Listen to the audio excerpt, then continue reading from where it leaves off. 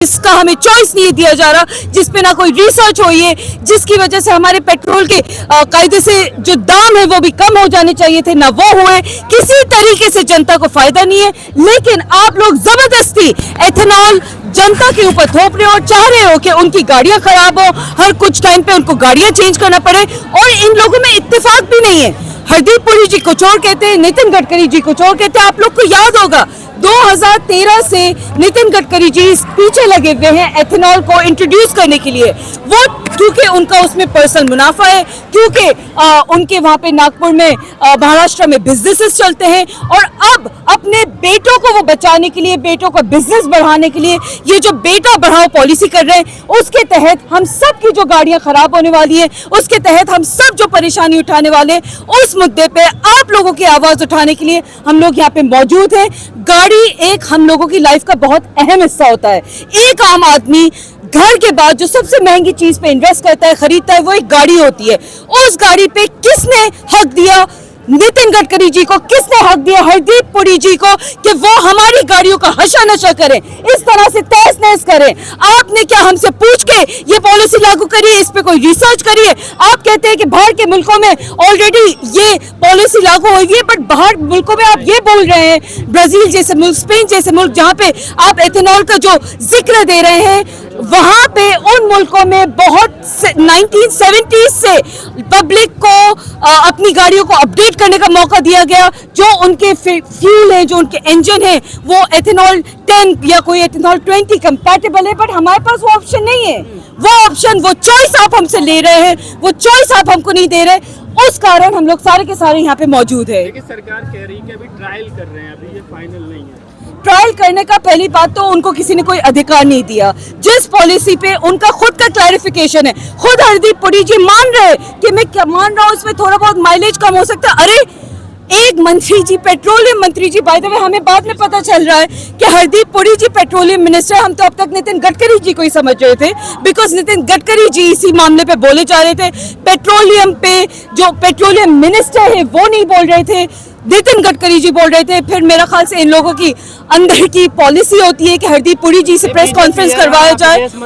हमारा सवाल खास तौर से बीजेपी में दो ही लोगों से, हरदीप पुरी जी से और नितिन गडकरी जी से, कि पहले तो आप लोग अपने आप में इत्तेफाक करके बैठे कि एक्चुअल में आप लोग कहना क्या चाह रहे हैं। क्योंकि वहां पे हरदीप पुरी जी कहते हैं कि माइलेज थोड़ा बहुत कम होगा, और वो रेसिंग कार से आपकी हमारी रोजमर्रा की गाड़ियों का कंपैरिजन कर रहे हैं। अरे हरदीप पुरी जी, आपको पता होना चाहिए ये बात कि जो रेसिंग कार्स है उसमें अगर एथेनॉल इन्फ्यूज्ड फ्यूल पेट्रोल के साथ यूज होता है, तो वो वाला फ्यूल हर कुछ देर में वहीं के वहीं ऑन द स्पॉट जहाँ रेस हो रही होती है, फॉरेन इंजन की सर्विस होती है, फॉरेन हर कुछ टाइम पे एक रेसिंग कार का फ्यूल चेंज होता है, पेट्रोल उसका चेंज होता है, उसके पास सारी की सारी ऑप्शंस होते हैं। आपके हमारे पास बताइए क्या ऑप्शन है?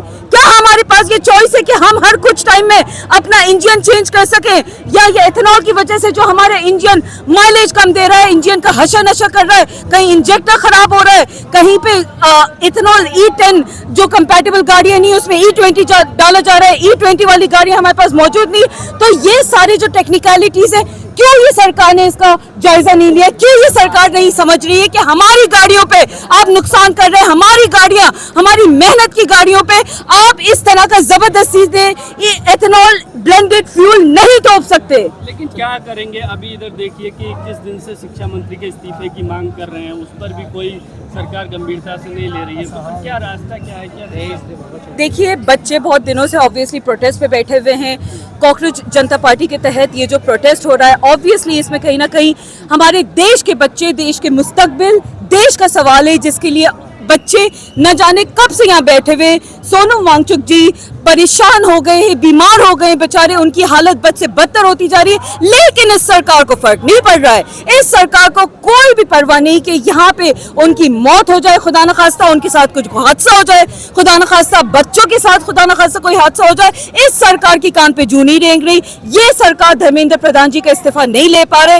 ये सरकार के पास कोई भी मुहिम नहीं है बच्चों के एग्जाम लीक में, पेपर लीक में ये धांधलाई रोकने की, एक के बाद एक हर तरीके के एग्जाम में, चाहे वो पुलिस का पेपर लीक हो, एग्जाम का पेपर लीक हो, नीट का एग्जाम का पेपर लीक हो, या और दूसरे जो गवर्नमेंट एग्जाम है उसमें लीक का मामला सामने आया। इतने दिनों से हमारे देश के बच्चे मुस्तकबिल यहाँ पे बैठे हुए हैं, परेशान है, भूखे प्यासे, धूप गर्मी पसीना में, बच्चे बेहोश हो रहे हैं। यहाँ पे दानिश मेरे ख्याल से हॉस्पिटल में अभी तक भी है, सोनम वांगचुक जी अभी मैं उनको देख के आ रही हूँ, बहुत ज्यादा बीमार है, परेशान है वो, लेकिन आप लोगों को कोई फर्क नहीं पड़ रहा। कैसे फर्क पड़ेगा सरकार? धर्मेंद्र प्रधान जी इस्तीफा दें, एग्जामिनेशन लीक की अकाउंटेबिलिटी लें और कहीं ना कहीं बच्चों को ये सरकार जवाबदेही बने। ये बच्चे आपके हमारे इस देश का मुस्तकबिल है, इस देश का फ्यूचर है। लेकिन भाजपा के राष्ट्रीय अध्यक्ष नितिन नवीन तो कह रहे हैं ये लोग टुकड़े टुकड़े गैंग के लोग हैं, देश में दहशत फैला रहे हैं। क्या फर्क पड़ता है नितिन नवीन जी क्या कह रहे हैं, क्या फर्क पड़ता है, कोई भी क्या कह रहा है, जब ये बच्चों का मंजर आपके सामने दिख रहा है,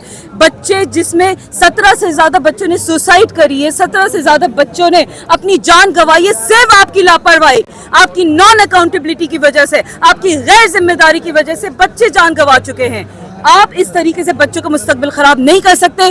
धर्मेंद्र प्रधान जी आप इस्तीफा दें और आपको जल्द से जल्द इस्तीफा देना होगा। इस्तीफा नहीं होता ना बीजेपी में, होना होगा, कैसे नहीं होगा। बच्चे यहाँ पे अपने हक की लड़ाई लड़ रहे हैं, उनकी आवाज के लिए पूरे अलग अलग ऑपोजिशन पार्टीज अपनी आवाज उनके पीछे खड़ी कर रही हैं, आवाज उठा रही हैं, उनके पीछे उनके हक की लड़ाई लड़ने के लिए मुल्क के अलग अलग लोग यहाँ पे मौजूद है, अलग अलग तबके के लोग मौजूद है, अलग अलग वर्ग के लोग मौजूद है, अलग अलग उम्रों के लोग मौजूद है, क्योंकि बच्चे हम सब के, आपके हमारे मुस्तकबिल का, ये फ्यूचर का, हिंदुस्तान के फ्यूचर का ये सवाल है।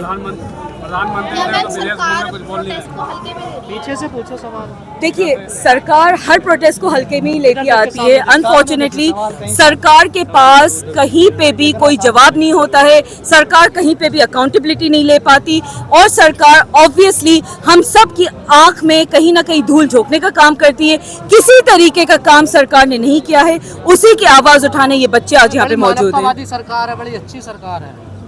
जी जी बिल्कुल, 17 बच्चे इस सरकार में सुसाइड कर रहे हैं, एक के बाद एक एग्जामिनेशन पेपर लीक हो रहा है, बच्चों को कोई आप जवाब नहीं दे पा रहे, कोई कार्रवाई पूरी नहीं कर पा रहे। धर्मेंद्र प्रधान जी एक अपने सिटिंग एजुकेशन मिनिस्टर का आप इस्तीफा नहीं ले पा रहे, जबकि उनके पास अकाउंटेबिलिटी के नाम पे कुछ भी नहीं है। बहुत अच्छी सरकार है, हम भी यही कह रहे हैं। मीडिया तो दिखाई नहीं रहा है इसको, तो सरकार को कैसे पता पड़ेगा आंदोलन चल रहा है? आप लोग जैसे इंडिपेंडेंट यूट्यूबर्स, जो जर्नलिस्ट है, जो जिम्मेदार जर्नलिस्ट है, जो इस मौके को शुरू से इसका बच्चों का पक्ष रख रहे हैं, इस मुद्दे को शुरू दिन से उठा रहे हैं, उन सारे यूट्यूबर्स को, जर्नलिस्ट को तहे दिल से सलाम करती हूँ मैं, तहे दिल से उनका शुक्रिया अदा करती हूँ कि इन बच्चों की आप लोग आवाज बन के यहाँ पे खड़े हुए हैं। विपक्ष के बड़े नेता क्यों नहीं आ रहे हैं इसका समर्थन? सारे विपक्ष के नेता आ रहे हैं, संजय सिंह जी आए थे आम आदमी पार्टी से, मोहित्रा जी आई थी और बहुत सारे नेता आए थे, बॉलीवुड एक्टर्स आ रहे हैं। इनके तो नेता ही बीजेपी में चले गए। ये लोग सिटिंग सांसद है, आम आदमी पार्टी से लेके टीएमसी से लेके ये सारी जो विपक्षी पार्टी हैं और भी कई अनेक पार्टी के लोग आए हैं, ये सारे विपक्ष के लोग हैं, आवाज उठा रहे हैं, अपनी आवाज बुलंद कर रहे हैं, इन बच्चों की आवाज उठा रहे हैं और हम सब उन बच्चों के लिए पीछे खड़े हुए उनके सपोर्ट में। अपना फर्ज नहीं निभा पा रहा विपक्ष में होने का। जाहिर सी बात है, अगर करंट सरकार अपनी जिम्मेदारी नहीं उठा पा रही तो विपक्ष सवाल उठाएगा और विपक्ष बखूबी अपनी जिम्मेदारी उठा के सवाल उठा रहा है, अपनी जिम्मेदारी पूरी तरीके से निभा रहा है और विपक्ष के ऊपर हम सवाल ना करके सरकार के ऊपर सवाल करें, क्योंकि मुद्दा सरकार से जवाबदेही का है, मुद्दा इन बच्चों का है, मुद्दा हम सब के मुस्तकबिल का है। आपके किसके पास मेरा नंबर नहीं है?